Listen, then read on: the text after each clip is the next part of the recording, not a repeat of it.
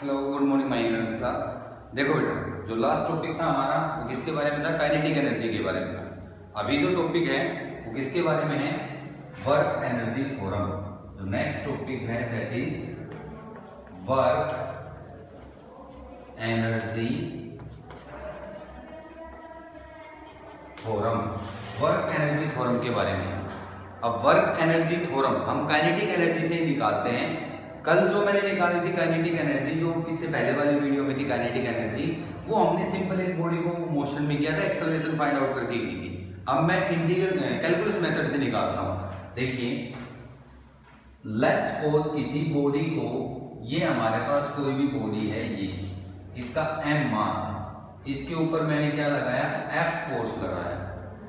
Let's suppose starting में इसकी जो वेलोसिटी थी दैट इज u क्या है? इसकी इनिशियल वेलोसिटी,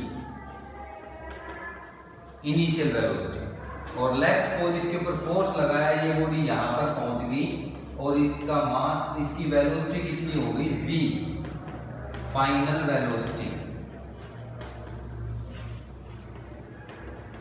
कितनी होगी? v, फाइनल वेलोसिटी होगी। अब हमें क्या करना है? इसकी जो वेलोसिटी है, देखिए वर्क डन, लेट्स सपोज मैंने स्मॉल वर्क डन किया, थोड़ा सा वर्क डन dx डिस्टेंस के लिए, तो वर्क डन का फॉर्मूला क्या होता है? dw is equal to f dot dx। ये मान लिया स्मॉल डिस्टेंस के लिए, स्मॉल वर्क डन, डिस्प्लेसमेंट के लिए स्मॉल वर्क डन। अब स्मॉल वर्क डन में डॉट प्रोडक्ट है, मैंने क्या किया है? फोर्स भी इसी डायरेक्शन में लगाया और जो हमने डिस्प्लेसमेंट की है, वो जो बॉडी मूव की है वो भी इसी डायरेक्शन में, तो एंगल कितना आएगा? f dx cos 0 डिग्री आएगा। तो cos 0 की वैल्यू वन होती है, तो dw is equal to f dx। ये आ गया हमारे पास। मैं क्या करूंगा? सिंपली इसको इंटीग्रेट करूंगा टोटल के लिए। ये तो 0 से w वर्क डन हो गया। ये इसको थोड़ा मैं सोल्व कर लेता हूं पहले, इसकी वैल्यू को। फोर्स की वैल्यू में क्या पुट कर देता हूं? ma dx। फोर्स की वैल्यू क्या पुट कर दिया? ma dx। एक्सेलरेशन की वैल्यू कितनी होती है? चेंज इन वेलोसिटी अपॉन में टाइम, dv बाई dt और dx। एक्सेलरेशन की वैल्यू होती है, ये क्या बन गया हमारे पास? स्मॉल डिस्प्लेसमेंट स्मॉल टाइम, तो वेलोसिटी, और मैं मानता हूं कि भाई वेलोसिटी इसकी यूनिफॉर्म है, ठीक है? इसकी जो चेंज हुई है यूनिफॉर्म रेट से चेंज हुई है, मतलब सेम एक्सेलरेशन है, इसकी यूनिफॉर्म रेट से चेंज हुई है, यानी कि इक्वल टाइम में इक्वल अमाउंट से चेंज हुई है। तो हमारे पास शॉर्ट इंटरवल के लिए भी वेलोसिटी वही होगी। तो हमने क्या लिखा? m v dv, और हमारे पास इसका इंटीग्रेशन dw, इसका इंटीग्रेशन कर दिया 0 से w, और इसका इंटीग्रेशन कर दिया u से v dv के रूप में। अब हम क्या करेंगे? यहाँ पे 0 से w कितना आ जाएगा? w इज इक्वल टू कितना आएगा? mv। m तो कांस्टेंट है, तो v और dv, एक सेकंड दिख रहा है कि नहीं? हाँ दिख रहा है, ठीक है। तो mv dv, मास तो कांस्टेंट है m, इसका इंटीग्रेशन v dv ये आएगा। तो हम क्या करेंगे? यहाँ पे वर्क डन की वैल्यू कितनी आ गई? m, इसका इंटीग्रेशन ये u से v है, v स्क्वायर बाई 2, और इसकी लिमिट u से v स्क्वायर बाई 2 क्यों? क्योंकि हमारे पास x dx का इंटीग्रेशन होता है, सॉरी x की पावर n है, तो x की पावर n प्लस 1 अपॉन में n प्लस 1, ये पुट करते उसकी पावर में एक जोड़ देते हैं और डिवाइड कर देते हैं। ये आ गया हमारे पास। तो हमारे पास कितना है? ये half m upper limit minus lower limit, कितना आएगा? v square minus u square. Value put कर दी, वर्क डन की वैल्यू कितनी आई? Half m v square minus half m u square, ये वैल्यू आ गया हमारे पास वर्क डन की। तो ये क्या बन गई, वर्क डन आ गया हमारे पास kinetic energy final minus kinetic energy initial, ये वैल्यू आ गई हमारे पास वर्क डन की। Kinetic energy final minus kinetic energy initial, तो ये टोटल जो वर्क डन होगा वो चेंज इन काइनेटिक एनर्जी में खर्च होगा। जितना भी काम किया है हमने उसकी काइनेटिक एनर्जी को चेंज करने में किया है, that is work energy theorem, that is important. ये हमारे पास वर्क एनर्जी थ्योरम।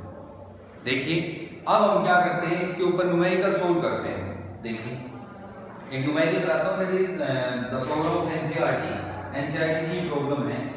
देखिए क्या है,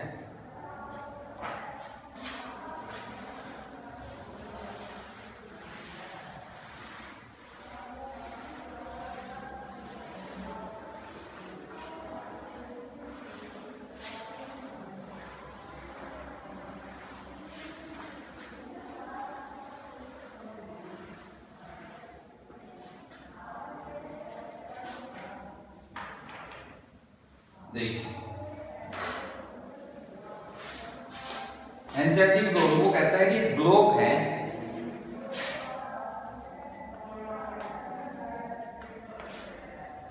देखिए एक ब्लॉक है, उसका मास कितना दिया है 1 kg, ब्लॉक का मास 1 kg दिया है, moving on horizontal surface with speed, initial speed इसकी दी है vi is equal to 2 metre second inverse, initial speed दी है। और क्या कहता है, enter in a rough patch ranging from x is equal to 0, x is equal to 010 metre to x is equal to 2.01 metre, ये दिया है। The retarding force Fr block on the range inversely proportional to x, retarding force, force of friction ये दे दिया उसमें -k/x, कहां से कहां तक 0.1 से x और 2.01 मीटर तक, 2.01 मीटर तक दे दिए। और 0 for x is less than 0.1 and x is greater than 2.01। k की वैल्यू उसने क्या दी है 0.5 जूल, k की वैल्यू उसने क्या दी है 0.5 जूल।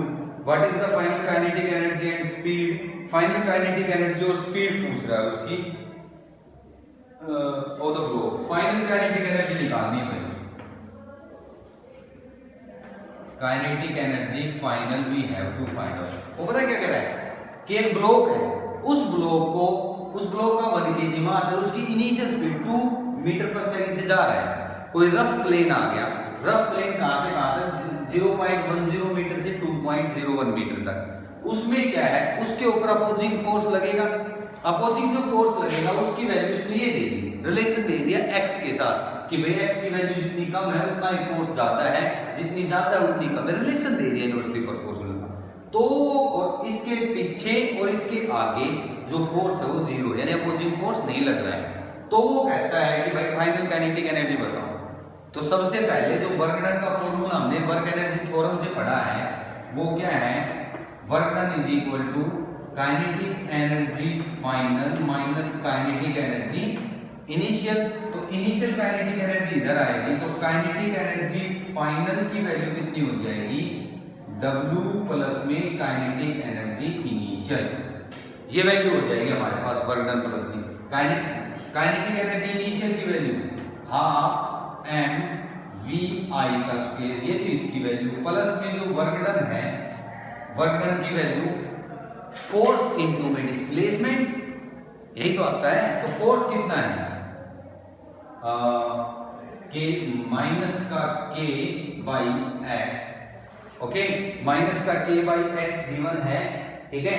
अब देखिए इसकी वैल्यू और इनटू में डिस्प्लेसमेंट कितनी है dx मान लिया, लेट्स सपोज मैंने dx, ये dx मान लिया। तो हमारे पास ये फोर्स इनटू में डिस्प्लेसमेंट स्मॉल के लिए है, कहां से कहां तक है ये फोर्स, इसका इंटीग्रेशन कर दूंगा मैं कहां से कहां तक 0.1 से लेके 2.01, 0.1 से लेके 2.01 मीटर तक कर दूंगा मैं इसका। ये आ गया 0.1 से 2.01 तक। ठीक है, कुछ नहीं, वैल्यू प्लॉट इंटीग्रेशन सोल्व करते हैं, वैल्यू पुट करते हैं। तो हाफ मास की वैल्यू कितनी है 1, इनिशियल वेलोसिटी कितनी है 2, तो 2 का स्क्वायर और ये माइनस बाहर आ जाएगा, k तो कॉमन हो जाएगा, k की वैल्यू कितनी है 0.5 और 1/x का होता है log x, 0.1 से 2.01, ये log बेस भी नेचुरल log होता है। इसको मैं क्या करूंगा, सोल्व करूंगा तो 1 2 से तो 1 2 कैंसिल हो जाएगा, 2 माइनस कितना आ जाएगा काइनेटिक एनर्जी फाइनल कितना आएगा हमारे पास 2 माइनस 0.5 log x, अपर लिमिट माइनस लोअर लिमिट कितना आएगा 0.5 और ये आ जाएगा log अपर लिमिट कितनी है 2.01 माइनस या फिर अपॉन में आ जाएगा 2.0 अपॉन में 0.1, क्योंकि log m minus log n, log m by n होता है, तो मैंने सीधा ये लिख दिया इसको यहां पर log m बाई n की वैल्यू, log का फॉर्मूला से। अब क्या करेंगे, सिंपली log ये बेस में e है, इसको कन्वर्ट करेंगे 2 माइनस 0.5, नेचुरल log को log बेस 10 में कन्वर्ट करते हैं, इनटू में 2.303 log 10, इसको सोल्व कर लेंगे, कितना आ जाएगा हमारे पास ये 0.201, क्योंकि डेसिमल को ऊपर लेके जाता हूं। लॉग टेबल से इसकी वैल्यू पुट करेंगे, आंसर निकालेंगे, काइनेटिक एनर्जी फाइनल हमारे पास आ जाएगी, फाइनल काइनेटिक एनर्जी आ जाएगी। उसको किसके इक्वल पुट कर देंगे, हाफ m v f का square is equal to kinetic energy final. तो यहां से मास की वैल्यू हमें पता है, वेलोसिटी फाइनल की वैल्यू कितनी हो जाएगी काइनेटिक एनर्जी फाइनल अपॉन में m और ये 2 और सारे का रूट, यहां से वैल्यू निकल आएगा, वैल्यू पुट करेंगे हमारे पास आंसर आ जाएगा। ये हमारे पास एनसीईआरटी प्रॉब्लम थी, सिंपल सी प्रॉब्लम थी, हमने जो कि क्या है पुट कर दी है यहाँ। ठीक है, अब ये आ गया हमारे पास, ये क्वेश्चन है हमने सोल्व कर दिया, इसके ऊपर प्रॉब्लम थी। नेक्स्ट जो टॉपिक है वो हमारा है that is about potential energy, इसके बारे में, पोटेंशियल एनर्जी के बारे में।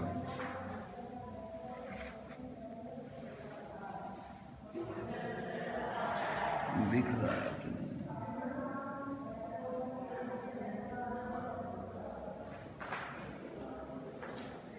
ये देखिए भाई,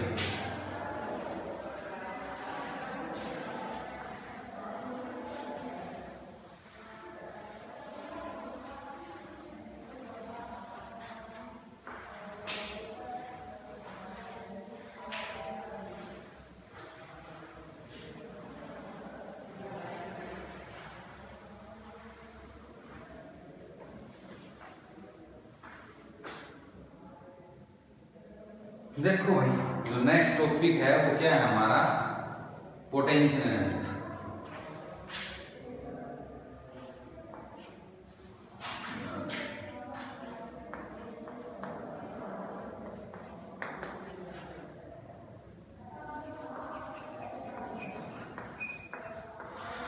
पोटेंशियल एनर्जी के बारे में, पोटेंशियल एनर्जी क्या होती है, the energy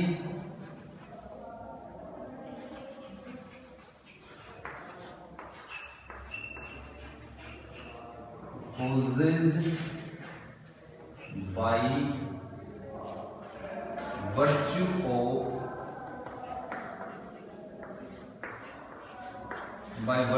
of position and configuration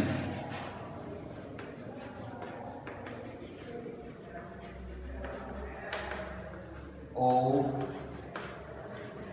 body। Position और कॉन्फ़िगरेशन के कारण जो एनर्जी है उसको हम क्या कहते हैं, पोटेंशियल एनर्जी कहते हैं। देखो कैसे निकालते हैं पोटेंशियल एनर्जी। तो भाई पोटेंशियल एनर्जी देखिए, एक्चुअल में एग्जांपल लेता हूं, जैसे कि आपके पास क्या है, एक बॉल है। लेट्स सपोज इस टेबल को मैं उल्टा कर दूं ऐसे और बॉल को यहां रखूं, तो बॉल मूव करेगी ना अपने आप। बॉल के पास वो एबिलिटी है कि वो क्या, उसके पास इतनी एनर्जी है कि वो क्या कर सकती है, मूव कर सकती है। सेम ऐसे ही वाटर टैंक है, मैंने छत पे रखा है। वाटर टैंक को अगर छत पे रखा है तो छत के ऊपर अगर मान लो मैं टूटी को ओपन करता हूं या उसमें छेद कर देता हूं, तो वाटर के पास इतनी एबिलिटी है कि वो यहां से यहां तक आ सकता है, उसके पास एनर्जी, वो काम कर सकता है। ठीक है, तो ये पोटेंशियल एनर्जी के। और बात करते हैं कॉन्फ़िगरेशन की। जैसे कि हमारे पास वो होता है धनुष, तो उसमें हम क्या करते हैं, जो स्ट्रेच करते हैं बॉडी, जैसे स्ट्रिंग है, स्ट्रिंग को स्ट्रेच किया, मैंने एरो लगाया यहाँ पे, कॉन्फ़िगरेशन चेंज कर दिया, जस्ट छोड़ दिया, छोड़ते हुए एरो जाएगा, दैट मींस उसकी कॉन्फ़िगरेशन के कारण एनर्जी है, दैट इज फॉर कॉन्फ़िगरेशन। तो हमारे पास क्या है, इसका एग्जांपल है, एग्जांपल इसके टाइप्स लिखवा देता हूं मैं। नंबर 1 आता है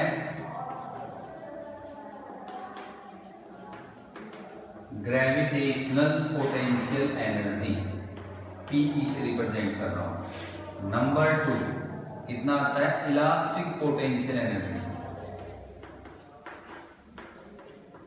नंबर 3 आता है इलेक्ट्रोस्टैटिक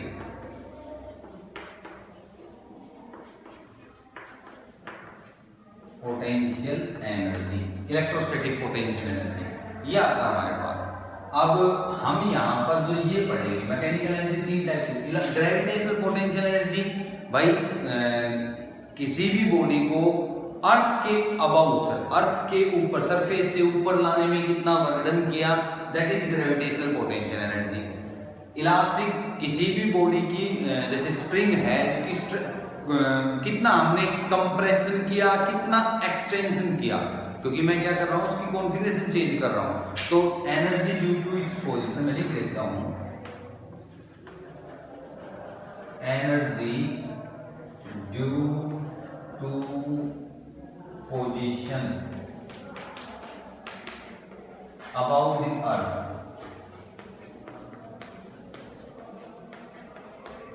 अबाउट अर्थ, ये है energy due to compression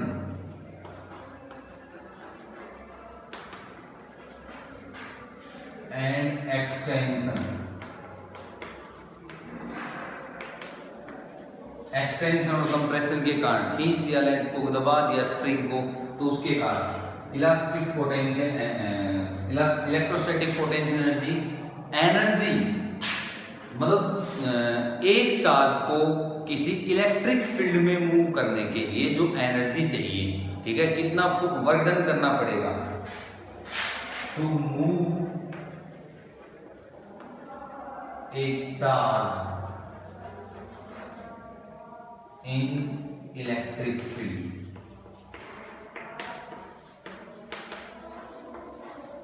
external electric field किसी दूसरे फील्ड का था जी, हम 12th क्लास में पढ़ेंगे। ये दोनों हम यहाँ पे कवर करेंगे, ये हमारे पास 12th क्लास का टॉपिक है, 12th क्लास में कवर करेंगे इसको, ठीक है। तो ये है, तो मैं यहाँ पे क्या है, ग्रेविटेशनल पोटेंशियल एनर्जी को क्लियर करने वाला हूँ, ग्रेविटेशनल पोटेंशियल एनर्जी को ड्राइव करने वाला हूँ, सिंपल सा। लेट्स सपोज हमारे पास एक बॉडी है भाई, ये अर्थ सरफेस पे थी, मैंने इस बॉडी को क्या किया, ऊपर की साइड भेज दिया, अपर ले आया h हाइट पे। मैंने कितना फोर्स लगाया, अब मैंने जो फोर्स लगाया वो उस बॉडी के वेट के इक्वल तो एटलीस्ट होना चाहिए, जितना मैंने फोर्स लगाया इस बॉडी के वेट के इक्वल होना चाहिए। तो मेरे पास फोर्स कितना आ गया, mg, एटलीस्ट इतना होना चाहिए, ठीक है। फोर्स ये आ गया, h हाइट पे ले आया, तो वर्क डन कितना किया मैंने, फोर्स इनटू में डिस्प्लेसमेंट कितनी है, h, फोर्स इनटू में डिस्प्लेसमेंट, क्योंकि मेरा फोर्स भी इसी डायरेक्शन में है, बॉडी भी इसी डायरेक्शन में आई है, तो फोर्स की वैल्यू क्या आ जाएगी, 0 डिग्री, क्योंकि वर्क डन डॉट प्रोडक्ट होती है।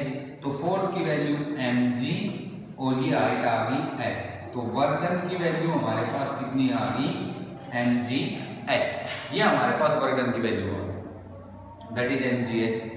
ठीक है, अब क्या है भाई, वर्क डन की वैल्यू हमने निकाल दी और यही वर्क डन किसमें स्टोर हो जाएगा, in form of potential energy. किसमें स्टोर हो जाएगा, in form of potential energy में स्टोर हो जाएगा। ठीक है, पोटेंशियल एनर्जी में स्टोर हो जाएगा तो हमारे पास पोटेंशियल एनर्जी की फॉर्म आ गई। अब हम इसको थोड़ा और एक्सप्लोर करते हैं। उससे पहले मुझे क्या पढ़ने होंगे, conservative force, non conservative force. देखिए मैं इसको रब कर रहा हूं तो जनरल फॉर्मूला काइनेटिक एनर्जी का कितना आया, हाफ mv², और पोटेंशियल एनर्जी का जनरल फॉर्मूला mgh। जब 6th यूनिट में जाएंगे तो 6th यूनिट में हम इसका एक और फॉर्मूला ड्राइव करेंगे, इसी का ग्रेविटेशनल पोटेंशियल एनर्जी का। वो इससे डिफरेंट होगा, थोड़ा सा डिफरेंट है। देखिए conservative force, non conservative force, क्योंकि उसी के अकॉर्डिंग मैं आपको समझा पाऊंगा कि कैसे है।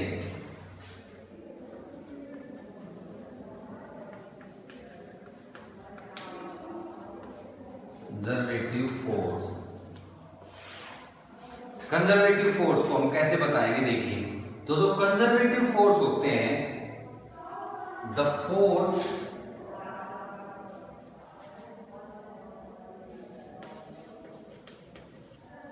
by which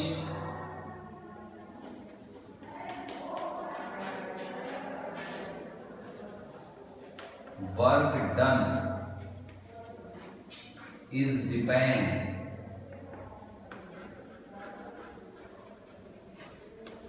only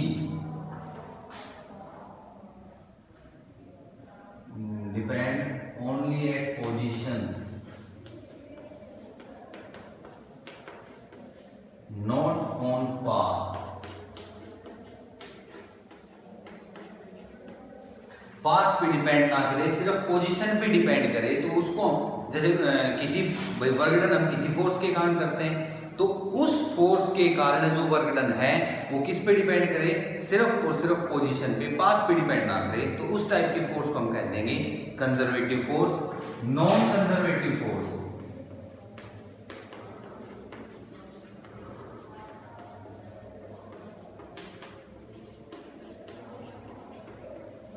non conservative force, non conservative force में क्या है भाई कि जो the force by which the work done is depend only at position, इसमें उल्टा हो जाएगा, क्या, work done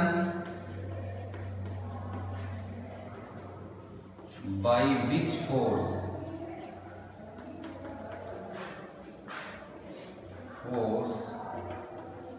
is depend on path not position only।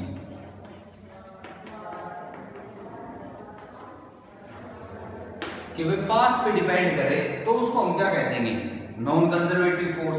जैसे कि मान लो कि एक ये पार्टिकल, मैं इस पार्टिकल को यहां से यहां लेके गया, ए पोजीशन से बी पोजीशन तक ऐसे, और इसी पार्टिकल को मैं ऐसे घूम के यहां पे ले आया, ये तो वर्क डन हमारे पास है ए से बी तक जाने में, और वो वर्क डन है वो कितना आ जाए, बी से ए तक आने में। ठीक है, तो वो टोटल वर्क डन क्या, इतना जाने में ये इक्वल हो जाए जिस भी फोर्स के लिए, तो हम क्या कहेंगे, उसको कंजर्वेटिव फोर्स कहेंगे। और ऑब्वियसली एक बार तो जाने का वर्क डन, एक बार आने का, तो positive negative equal and opposite होंगे दोनों, तो total work done, resultant work done कितना हो जाएगा, 0। अगर किसी भी साइक्लिक पाथ के लिए है वर्क डन 0 हो जाता है, तो हम उसको क्या कहते हैं, कंजर्वेटिव फोर्स में आता है, क्योंकि वो सिर्फ पोजीशन पे डिपेंड करता है। ये अगर इसमें से निकाल दूं ये वर्क डन माइनस ये वर्क डन, कितना वर्क डन किया, इसमें से मैं ये निकाल दूं WAB माइनस WBA की वैल्यू क्या आ जाए, 0 आ जाए, कि भाई कितना वर्क डन किया ये और ये, तो हमारे पास 0 वैल्यू आ गई, तो उसको हम क्या कहते हैं, कंजर्वेटिव फोर्स। ये चीज मैं यहाँ पे क्यों बता रहा हूँ, देखिए पोटेंशियल एनर्जी के बारे में बताने के लिए मैं इसको रब करता हूँ। देखिए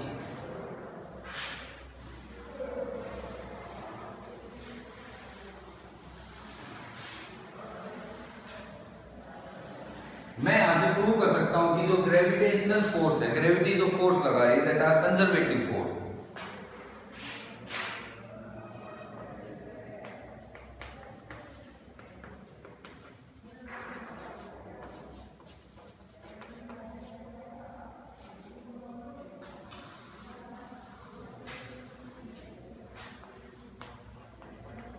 force of gravity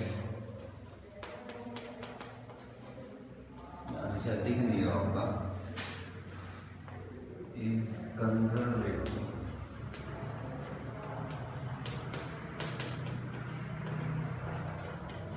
force. Force of gravity conservative force है। कैसे? ये बॉडी है यहाँ पे, इसकी वैल्यू मास, इसका m मास, ठीक है। तो ये मास है इसका, इस बॉडी को एक बार तो मैं लेके गया इस पोजीशन पे ऐसे, ये m mass by this way, ये पावर hi, मैंने वर्क डन कितना किया, जितनी इसकी पोटेंशियल एनर्जी है। फर्स्ट में कितना आया वर्क डन हमारे पास, किसके इक्वल आ गया, पोटेंशियल एनर्जी के, कितना आया mgh। एक बार मैं इस बॉडी को क्या लेके गया, ये पावर,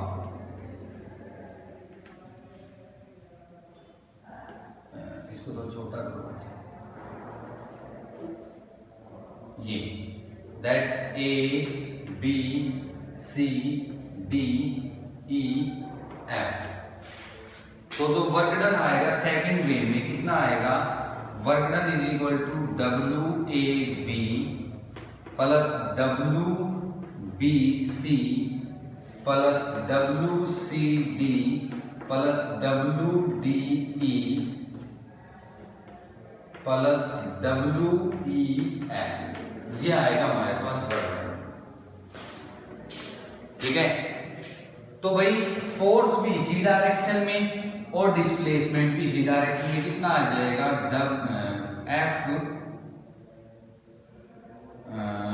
FAB लिखूंगा और डॉट प्रोडक्ट एब्जॉर्ब हो जाएगी कि cos की वैल्यू 0 है, एक ही डायरेक्शन में जा रही होगी। प्लस में फोर्स ऊपर की साइड, क्योंकि बॉडी को मैं क्या कर रहा हूं, जो ग्रेविटेशनल फोर्स उसकी बात करते हैं। ग्रेविटेशनल फोर्स क्या, वर्टिकल एक्ट करता है हमेशा, वो अर्थ की ग्रेविटी के कारण जो फोर्स करता है वो वर्टिकल होता है। तो जितने भी हॉरिजॉन्टल कंपोनेंट है उनके साथ 90 का एंगल बनाएगा, तो इसके कारण फोर्स कितना, वर्क डन कितना हो जाएगा 0, क्योंकि cos 90 0 होता है। प्लस में इसमें कितना आएगा FCD, F इंटू में CD, F इंटू में AB, प्लस में ये CD और D, फिर हॉरिजॉन्टल कंपोनेंट आ गए 0, प्लस में WEF, WEF फिर वर्टिकल आ गया, तो फोर्स इंटू में EF। तो फोर्स की वैल्यू आ जाएगी FAB plus CD plus EF। ये वैल्यू आ जाएगी हमारे पास AB plus CD plus EF। ये वैल्यू अब AB plus CD plus EF किसके इक्वल है, हाइट के इक्वल, तो FH और फोर्स कौन सा है mgh। तो ये वर्क डन आ गया। तो दो वे से मैं बॉडी को लेके गया और दोनों बार हमारे पास क्या आ गया, वर्क डन की वैल्यू क्या आ गई mgh। दैट मींस हम क्या कह सकते हैं कि जो वर्क डन है, जो फोर्स ऑफ ग्रेविटी है वो क्या है, सिर्फ पोजीशन पे डिपेंड करता है। इसी वजह से वो क्या है, कंजर्वेटिव इन नेचर है। इसी वजह से वो क्या है, कंजर्वेटिव इन नेचर। ये हमें प्रूव करना था, ये हमने प्रूव कर दिया। इसके जो आगे का जो पोर्शन है, जो रिलेशन प्रूव करेंगे वो हम प्रूव करेंगे नेक्स्ट वीडियो।